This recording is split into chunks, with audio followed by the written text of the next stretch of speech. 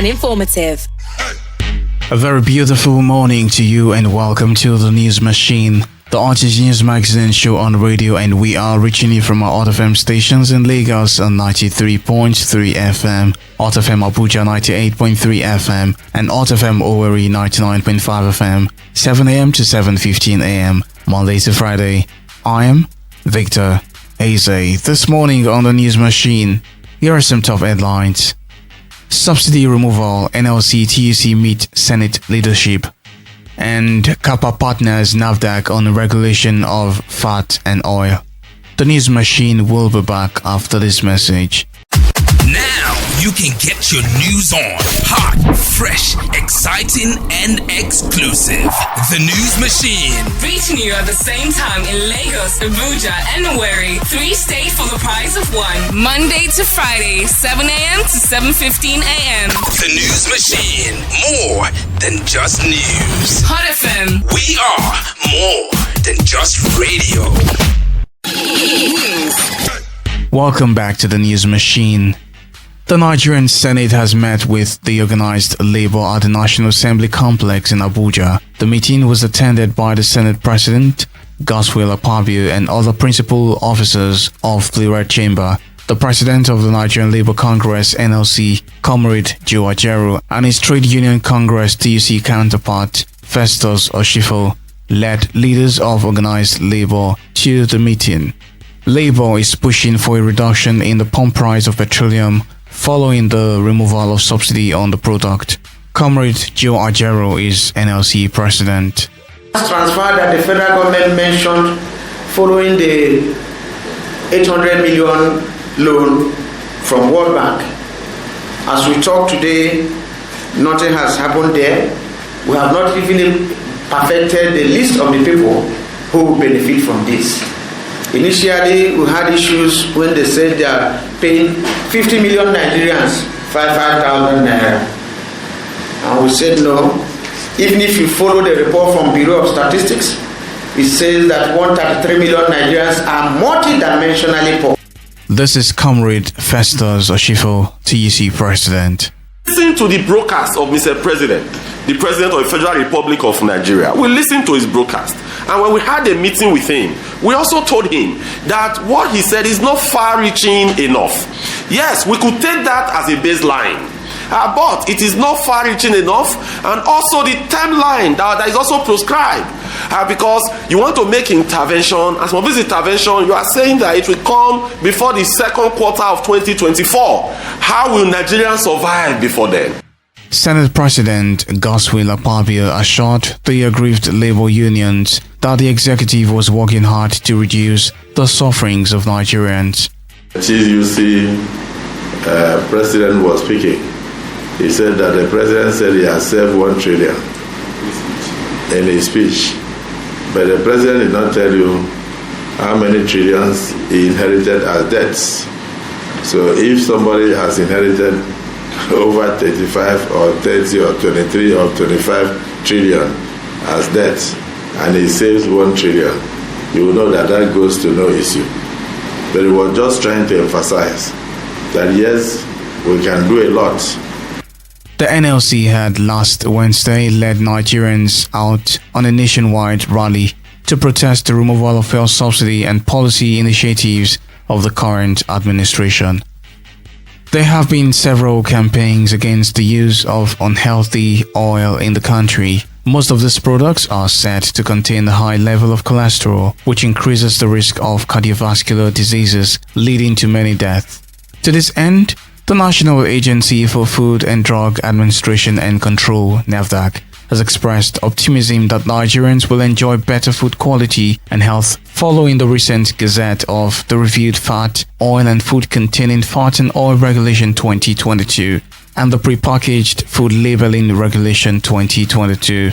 NAFDAC Director General Professor Mojisola Adeyeye disclosed this at a press briefing jointly organized by the agency and the Corporate Accountability and Public Participation Africa (CAPA). She noted that death from trans fatty acids leading to heart disease, stroke, cancer, diabetes, and chronic lung diseases, amongst others, will now reduce drastically. We have reviewed the fat and oils regulation, and we have a newly gazetted regulation known as Fat, Oils and Food containing Fat and Oils Regulation 2022. This regulation addressed the second pathway for the elimination of industrially made trans fatty acids with the limit of not more than 2% in all foods. In addition, the prepackaged food labeling regulation 2005 has also been reviewed to take place of the labeling requirements for trans fatty acids. Hence, we now have a reviewed and gazetted pre-packaged food labeling regulations.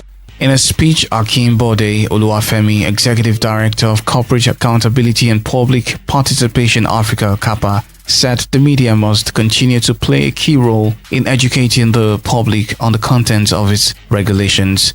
Akinbode Oluwafemi is the Executive Director, CAPA.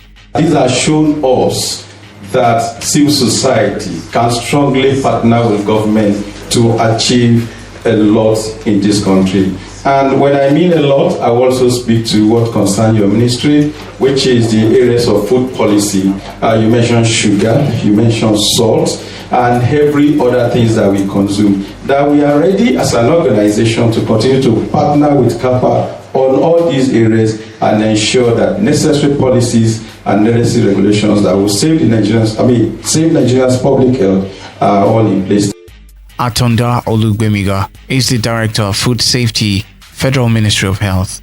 And from the part of the ministry, definitely there will be an overarching policy that is following, that will come up with it. We are also reviewing the national safety, food safety and policy and quality policy, which have incorporated this regulation to be part of it, and it will soon be launched as well, so that the health of Nigerians will be perfectly taken into consideration.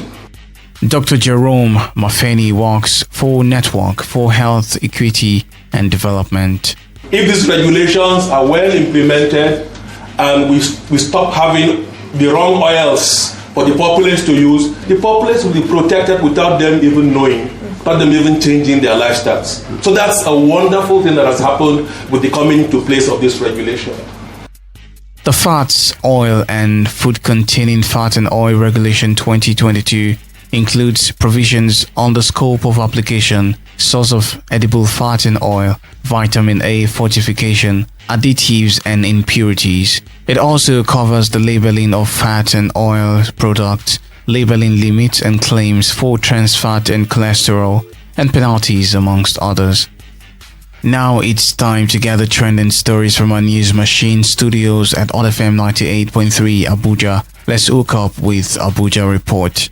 Good morning. Federal government Tuesday appealed to the striking members of the Nigerian Association of Resident Doctors to end their ongoing strike for the sake of Nigerians dying in their numbers in hospitals across the country. Permanent Secretary, Federal Ministry of Labour and Employment Daju Kachalom, who made the appeal while speaking to journalists in Abuja, begged resident doctors not to allow more Nigerians die as a result of their absence in the hospitals. The Permanent Secretary pleaded with the striking doctors to return to work without further delay to save those in the hospitals who are at risk of losing their lives without proper care and attention. Kachalom also highlighted that contentious issues remained between the Medical Residency Training Fund and the one-on-one replacement of doctors in hospital, saying it is receiving the right attention from the government. The Permanent Secretary recalled that a meeting was held on the 17th of July 2023 to review the level of implementation from the government side, appealing to the striking doctors not to welcome the new government, which came on board 29th of May with a strike action. Nigerian Association of Resident Doctors has said its indefinite strike continues, though the planned protest has been put on hold. NARD President Dr. Innocent Oji said this in an interview with a national television station, adding that the Federal Ministry of Health had not reached out to the association. NARD had commenced an indefinite strike on July 26 after a 2-week ultimatum to the federal government for the implementation of all its demands. Its demands, among others, include immediate payment of the 2023 Medical Residency Training Fund and the immediate release of the circular on one-on-one replacement. The association also demanded payment of skipping arrears and upward review of consolidated medical salary structure in line with full salary restoration to the 2014 value of CONMES. And that's all from the News Machine studio at Hot FM Abuja. I'm Kevin Joseph La, over to Lagos. All right, let's link up with the News Machine studio at Hot FM 99.5 Owerri for the trending news happening in the southeastern part of the country. Many thanks for joining us. The Imo State government has temporarily put on hold the proposed exams for the 10,000 teachers recruitment exercise. This followed an accusation that the State Universal Basic Education Board, IMSUBEB, was into shabby and unclear arrangement which may not ensure a transparent and due process. Professor John Cliff Nwadike, the Imo State Commissioner for Education, made this disclosure recently while fielding questions with newsmen in Owerri. According to him, the process for the exam was still on course when the State Universal Basic Education Board quickly went on air to announce the examination date.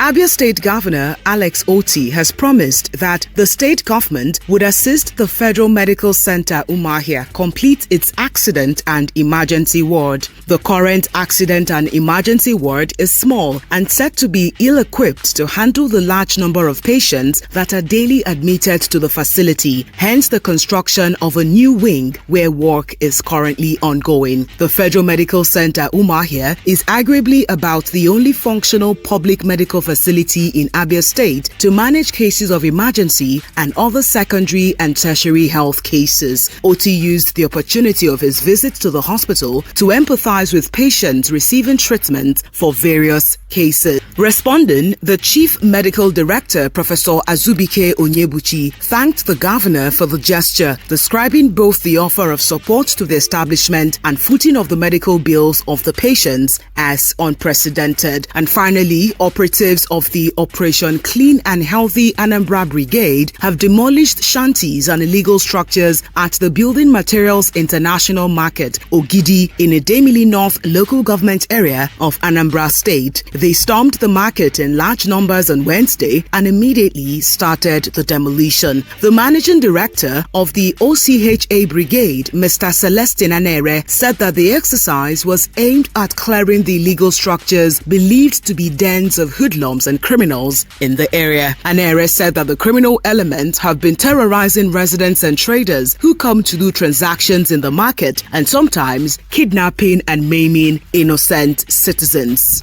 That's all from our News Machine studios at Hot FM Owerri. Back to our studios in Lagos for the rest of the news. I am Ifeyunwa Nwanna.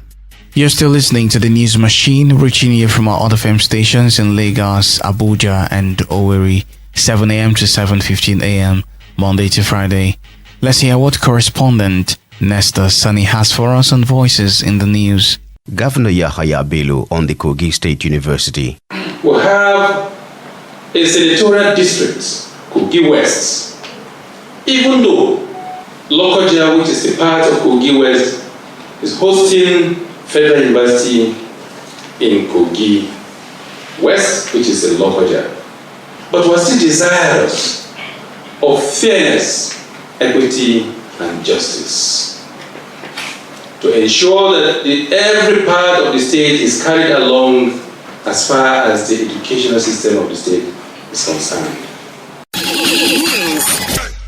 And on the foreign scene, Kenya's government and the opposition launched fresh talks on Wednesday aimed at resolving a bitter political feud following a spate of violent protest over the high cost of living and calls for electoral reforms. Veteran opposition leader Raila Odinga has organized 10 days of demonstrations since March, most blighted by sometimes deadly confrontations with the police, to demand an audit of last year's elections that brought President William Ruto to power.